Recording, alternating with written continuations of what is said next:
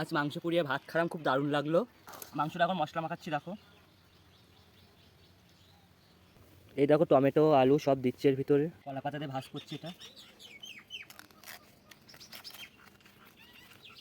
এই দেখো আমার বাঁধা কমপ্লিট, জানি না ভুল হয়েছে কিনা জানি না ঠিক, কিন্তু কমপ্লিট দেখো, দেখতেই পাচ্ছ। এবার এটা হচ্ছে আমি আগুনে পোড়াবো, কাঠের আগুনে। এই যে কাঠ, এবারটা আমি আগুনটা ধরে এটা আমি পোড়াবো। কাঠে আগুন দিচ্ছি, আগুন ধরাচ্ছি, দেখো আমার আগুনটা ধরে গিয়েছে কাঠে। দেখো এবার হচ্ছে আমি মাংসটা দিচ্ছি, এই যে পুড়তে থাকুক, তাহলে তোমার সাথে থেকো। দেখো কত সুন্দর পুড়ছে মাংসটা, আর আগুনও জ্বলছে কত সুন্দর, দেখো তোমরা কত সুন্দর লাগছে। দেখো আমার মাংসটা প্রায় হয়ে গিয়েছে, কাঠগুলো উপরে দিয়ে দিচ্ছি, কয়লা হয়ে গিয়েছে, এগুলো তো তাড়াতাড়ি হবে।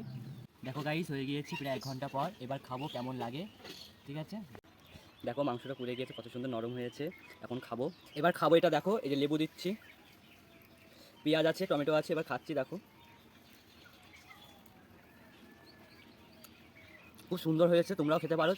তা কেমন হয়েছে আমাকে কমেন্ট করে বলবে, আর যদি ভালো লাগে এটা সাবস্ক্রাইব করে দিও, একটা লাইক করে দিও।